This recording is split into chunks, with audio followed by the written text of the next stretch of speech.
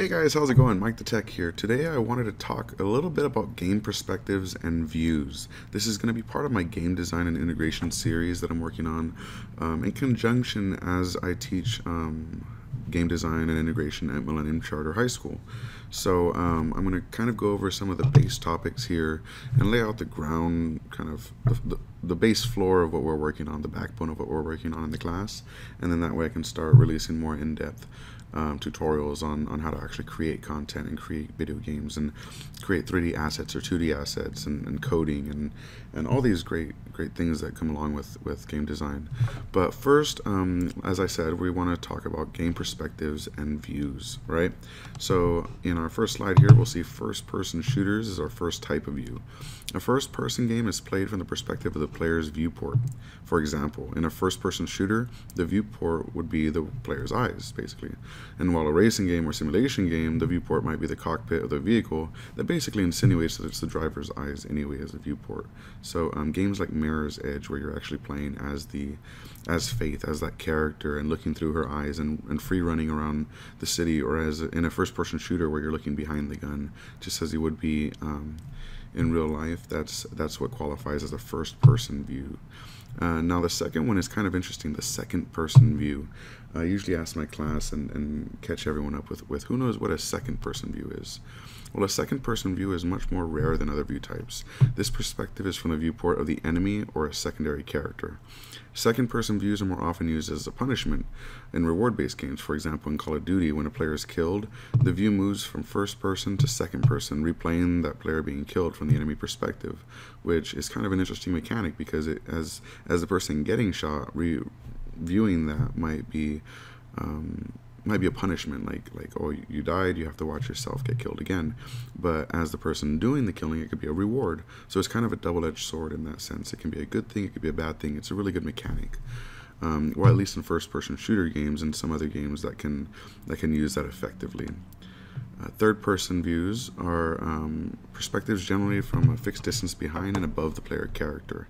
In Gears of War, for example, the third-person view gives a unique opportunity in the duck and cover system because you can actually see around the block when you're hiding and covering, as opposed to a first-person where if you're facing away from the enemy, you might not be able to see it. And it would control differently. In racing games, the camera would be behind and slightly above the vehicle, which a lot of games enable that as well.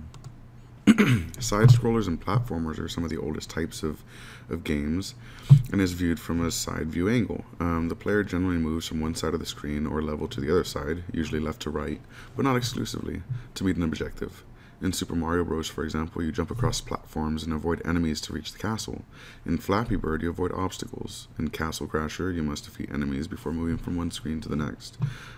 So it's basically just avoiding obstacles, moving from one place to another. In Trials, you have to jump over all these crazy obstacles, and that's the point of a platformer, getting from one side to the other. And I say left to right, but not exclusively, because game design is very open. You can create it however you like.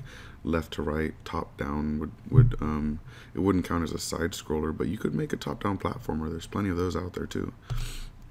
And speaking of top-down views, sometimes referred to as bird's eye views, overworld views, overhead views, or helicopter views, refer to camera angles that show the player and the area around them from above. So this can be games like Pokemon, Legend of Zelda, Galaga, and the early Grand Theft Auto series were all from top-down views.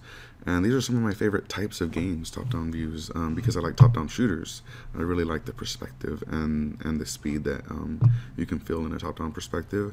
And I also like a lot of strategy games like Command and Conquer, because their top-down views create an added element of strategy, especially with the fog of war mechanic and not being able to see exactly what's behind where you're going. That's pretty cool. And then VR, virtual reality, goes a step further than first-person perspectives by removing the physical screen or monitor layer, adjusting the image output to be stereoscopically compatible, and allowing the player to be physically the player. You get to be the character in the game, and it's accomplished by not only giving you a first-person view, but by attaching that view to your actual head, so it tracks at least 3 degrees of freedom, your yaw, your pitch, all your movement, your rotation. So you get to look up, down, left, right, diagonally, you get to look around, all that stuff. So That's VR. 6 degrees of freedom is a little bit further, being able to move forward, back, up, down, left, and right, which you can do with some motion controls to an extent, as well as some larger experiences where it enables 6 degrees of freedom. And then augmented reality is our final slide here. Augmented reality gives a live, direct, or indirect view of reality. This is usually accomplished by either using a front camera to indirectly view reality, or a clear piece of glass with a clear screen above it to directly view reality. The game itself is layered above the real environment. This can also include games that use real-life geolocations rather than views. For example, Ingress uses real maps and locations with game content layered above it. Pokemon Go, for example, uses real locations to denote where Pokemon can be found. For example, water Pokemon near lakes or oceans, and grass Pokemon near parks. So that's a way that you can augment reality, but it's not just location. It goes further than that, and in that it's actually the viewport that you want to focus on. You want to know that you're looking at real life mixed or augmented with fakeness or software or graphics or computer generated graphics. So you can say even an app where if you look at the front of a store, like Google's showing, where you can use your phone to look at a store and it gives you the ratings of that store, the name of it, all that information and menu information, that's augmented reality, because it's augmenting what you already see with added information. And we're going to see a lot more of that in gaming soon. So yeah, that's it for this episode, and thank you very much for watching. I really appreciate it, and I hope you liked it. This is just my first episode, so I'm kind of getting the hang of things, and I'm going to try and make it as interactive or as exciting or fun as I can as I go along, and I'm going to mix it in with actual game design tutorials and show you how to make your own video games. Alright, so I hope you really enjoyed this lesson, and have a good day. Peace.